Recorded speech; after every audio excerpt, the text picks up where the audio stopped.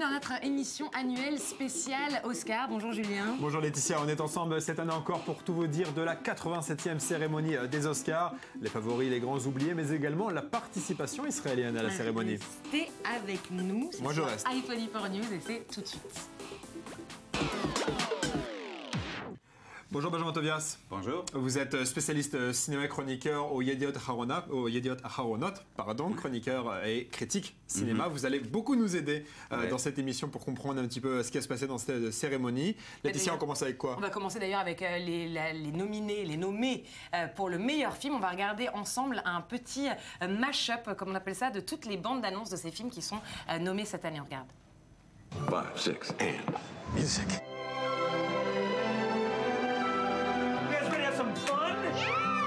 Me too. And me. We need your help. They are not going to help you if they do not like you. Hey! Tend to my daughter, please, right now! What are you doing? I push people beyond what's expected of them. Popular at school, eh? We have a new student joining us today. What? Who's Gustav H? I'm afraid that's me, darling. Why do you want to be a lobby boy? Is this for real, or are you shooting a film? A film! There's 70 million people watching. Why would you let him get away with what he did to you? Because you're scared to death, like the rest of us, that you don't matter.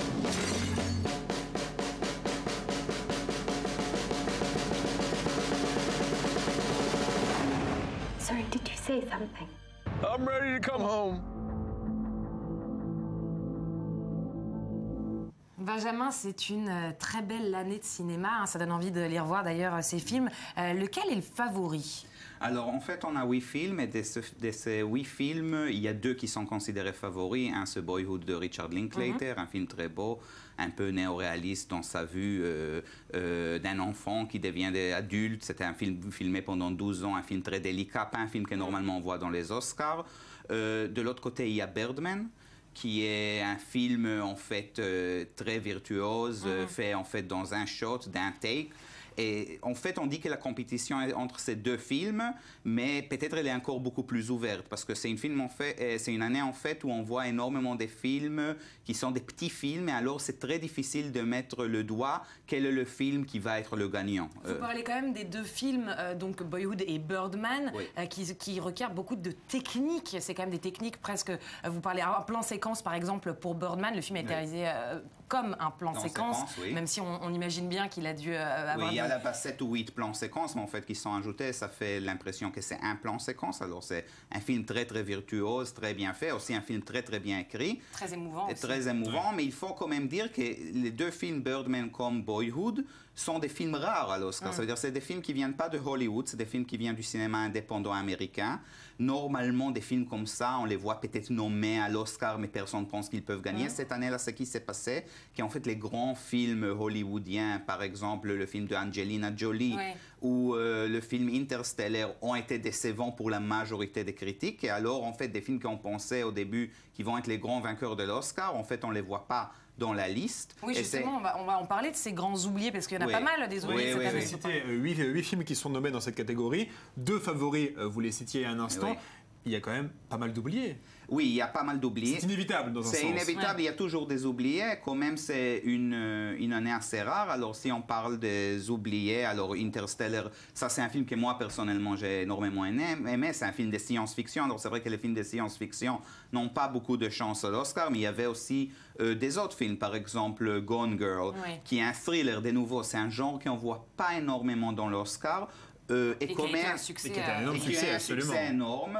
Il est nommé juste pour la meilleure actrice, la Rosamund Pike, mais c'est quand même, il y a des gens qui pensaient qu'à cause que c'est David Fincher, quand même un réalisateur important qui était nommé au passé, alors on le verra dans la liste des nommés. Alors quand même, il y a des omissions très grandes, mais il faut dire que cette année, ce qui est vraiment bien, c'est que les gens qui ont voté pour les Oscars ont vraiment cherché les bons films. Ça veut dire, je dois dire que des 8 films nommés, vraiment 6 films ou 5 ou 6 films sont des films de qualité. Alors, il y a on voit un peu la polémique déjà là qui naît au niveau de la liste des nommés, les oubliés.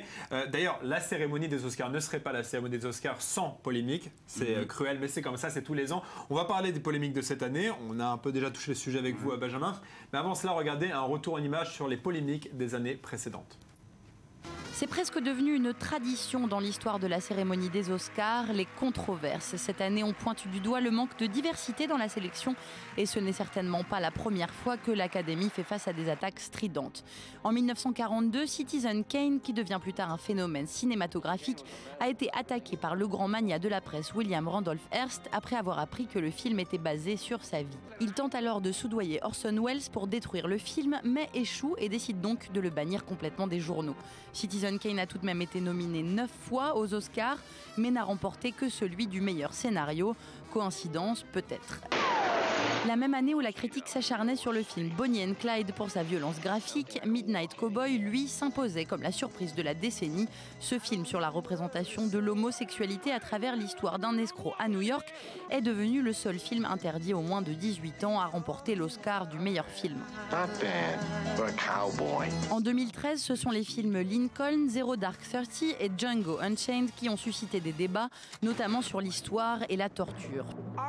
Finalement, l'Oscar sera remporté cette année-là par le film le plus politiquement correct, Argo, de Ben Affleck. Un autre point de discorde, c'est le manque de considération des films non anglophones dans la catégorie du meilleur film. On compte seulement 9 nominations à ce jour, y compris le célèbre La vie est belle. Et en parlant de la diversité, ces 30 dernières années, seules 2 comédies ont reçu le prix le plus convoité. Il s'agissait de Shakespeare in Love et The Artist, pas de prix pour les films de science-fiction. Mais avec son statut contestable, les Oscars restent la cérémonie du cinéma qui attire le plus l'attention, en fournissant en continu un mélange de polémique et de divertissement.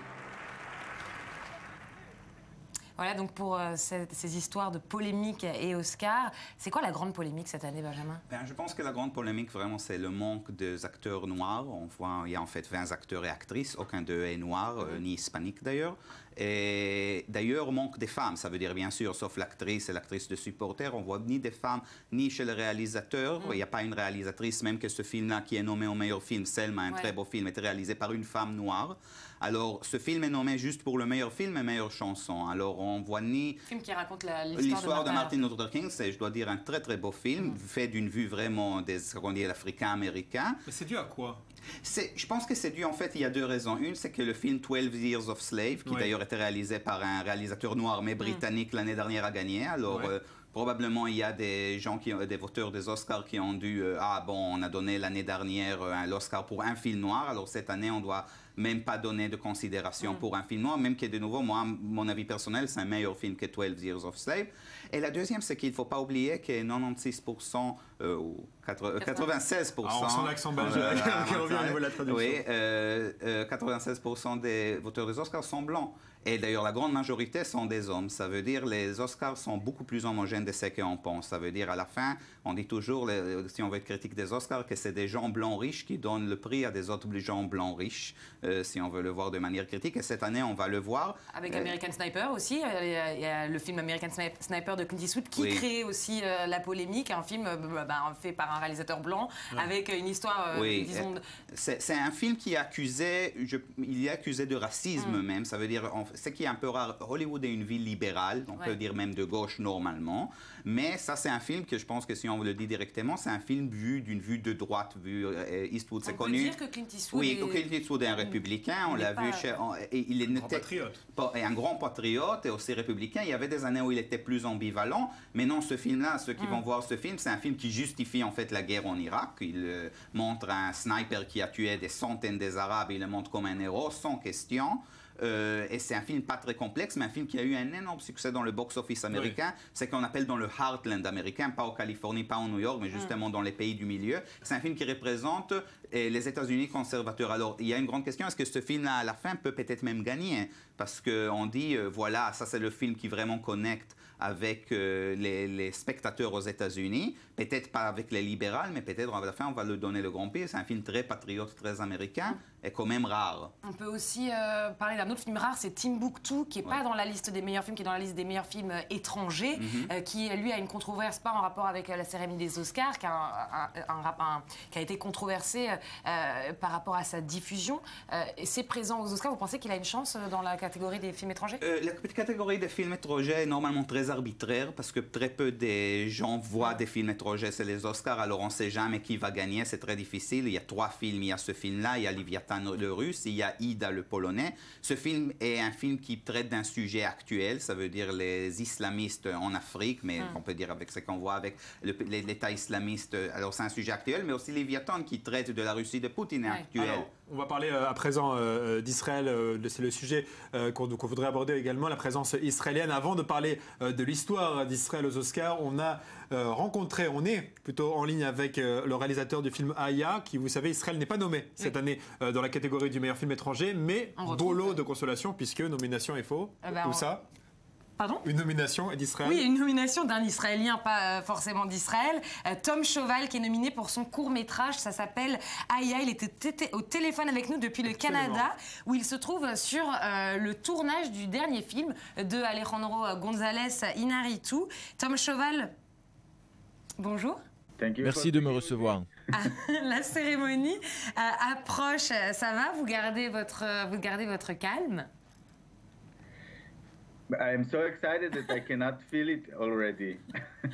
Je suis tellement excité que c'est difficile à contenir. C'est vraiment trop énorme pour que je puisse gérer l'émotion.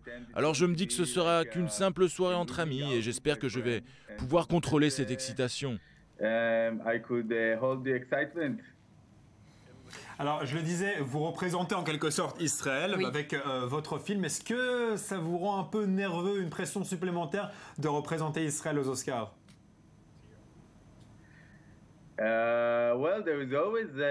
Eh bien, il y a toujours une sorte de pression. En fin de compte, les Oscars, c'est une compétition, et évidemment. Donc, bien sûr, nous voulons gagner. Et d'une certaine manière, on veut qu'Israël gagne. Donc, il y a de la pression, oui. Comment vous avez réagi à l'annonce des nominations, que votre film allait participer à cette compétition prestigieuse ? I was very surprised because, you know, it didn't even cross my mind that we can. J'étais vraiment très surpris car ça ne m'avait même pas traversé l'esprit que l'on puisse en arriver là. Actually, a very small film that. C'est un tout petit film que l'on a écrit, très intimiste, à propos de 2 personnes qui ne se connaissent pas et qui se retrouvent en voiture ensemble et qui développent une sorte d'intimité. C'est très étrange qu'un film si intimiste, si minimaliste, ait fait son chemin vers le sommet du cinéma, si on peut dire cela comme ça. Ce n'était pas du tout attendu et d'ailleurs, on se pince toujours pour y croire.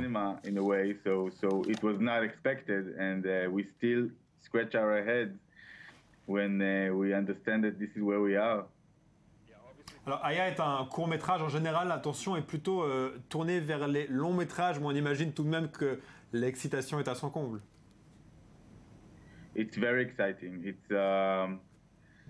Oui, c'est très excitant et vous savez, je suis ici en ce moment au Canada sur le plateau de tournage du nouveau film de Alejandro González Iñárritu. Et tout le monde ici est au courant que nous sommes nommés, la rumeur va vite. Et même si la catégorie n'est pas aussi importante que celle du long métrage, ça attire tout de même beaucoup l'attention. Pas mal. Mais racontez-nous un petit peu, c'est quoi d'avoir pour mentor Alejandro González Iñárritu ? C'est incroyable, j'apprends tellement, c'est un réalisateur incroyable. Quand on voit ses films, bien sûr, mais quand on le voit travailler sur ses films, on voit à quel point il est intelligent, subtil, sophistiqué dans sa direction, mais il est aussi si chaleureux, si ouvert, il me laisse un accès total sur le plateau. Quand je viens ici, j'ai le droit de m'asseoir sur le fauteuil du réalisateur, travailler avec les acteurs. Être présent pour les répétitions, c'est une expérience incroyable, et en plus, il travaille avec moi pour mon prochain projet. Et c'est le meilleur regard que l'on peut avoir sur son scénario. Quelqu'un comme Iñárritu qui le lit vous fait part de ce qu'il pense et qui vous donne ses commentaires, c'est juste incroyable. Alors on imagine que vous avez un point de vue forcément un peu biaisé, mais est-ce que vous pouvez quand même nous dire vos pronostics pour la cérémonie ?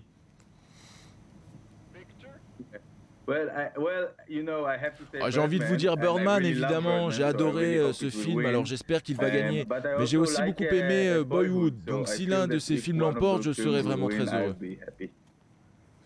Merci beaucoup, Tom Chauval, d'avoir répondu à nos questions. Donc, je disais, Benjamin, la série Israël aux Oscars. Laetitia, c'est pas franchement tout à fait ça. Encore qu'on peut modérer, parce qu'Israël n'a jamais eu d'Oscar, d'Oscar au César, mais non, d'Oscar à la cérémonie. Mais 10 fois, elle a perdu. Exactement, quand même 10 nominations depuis 1964. Ouais. Donc c'est quand même pas mal. Alors on va se souvenir des principaux films qui ont été nommés aux Oscars. D'abord 1977, Opération Thunderbolt, c'est Opération Jonathan en hébreu, qui raconte comment un commando de Tsahal, on voit quelques images à l'écran, comment un commando de Tsahal est allé jusqu'en Ouganda pour sauver les otages du vol Air France 139 qui étaient détournés par des terroristes palestiniens. C'est un grand classique du cinéma israélien, d'autant que c'est aussi un hommage, Laetitia, on le sait, au frère de l'actuel Premier ministre Netanyahou, Yoni Netanyahou, qui est mort, qui était le commandant de l'opération, qui est mort pendant l'opération de sauvetage. L'autre film dont il faut forcément parler, c'est Waltz avec Bachir. Waltz avec Bachir de 2008, qui a marqué les esprits parce que, exactement, il parlait du massacre de Sabra et Shatila par des milices chrétiennes au Liban. On sait à l'époque du massacre que l'armée israélienne avait été accusée d'avoir fermé les yeux sur ce qui se passait. Et justement, on voit tout le massacre par les yeux d'un soldat israélien. Le tout, on le voit à l'écran, par un film d'animation. Ça a été très réussi. Pas d'Oscar, mais tout de même le César et le Golden Globe du meilleur film étranger. Golden Globe du meilleur film étranger. On rigole pas sur mon anglais. On arrive à un réalisateur très important, Joseph Sedar, avec Footnote, un genre totalement différent, une tragicomédie, nommé en 2012 pour l'Oscar du meilleur film étranger, encore une fois donc perdu. Il a eu des prix à l'étranger, notamment à Cannes pour le meilleur scénario. Et Joseph Sedar, il est connu parce qu'il avait également réalisé en 2008 Beaufort, qui était là aussi un film sur la guerre du Liban. Qui était aussi nommé, aussi perdu. Et nommé aussi perdu systématiquement, qui montre les derniers jours de soldats israéliens dans un avant-poste de l'armée israélienne au sud-Liban, dans la forteresse de Beaufort. Il a tout de même reçu l'Ours d'argent pour le meilleur réalisateur à la Berline. Et puis c'est pas terminé pour Joseph Sedar, puisqu'il prépare un film en ce moment même avec Charlotte Gainsbourg, Steve Buscemi, Laura Ashkenazi et Michael Sheen.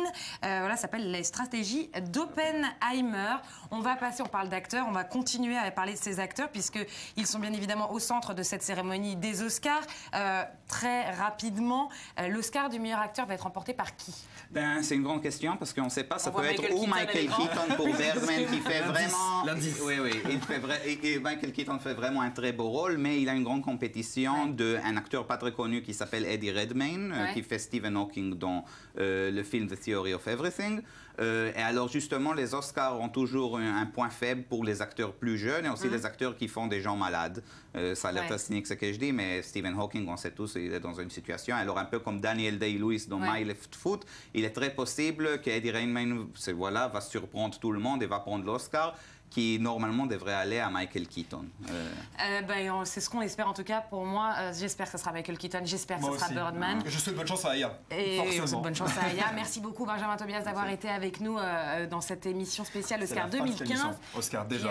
On sera là pour la regarder cette nuit, cette cérémonie. On en reparlera demain matin dans le morning. Et nous on sera là l'année prochaine. Oui, bien sûr. L'année prochaine. Merci Benjamin. On verra avant ça.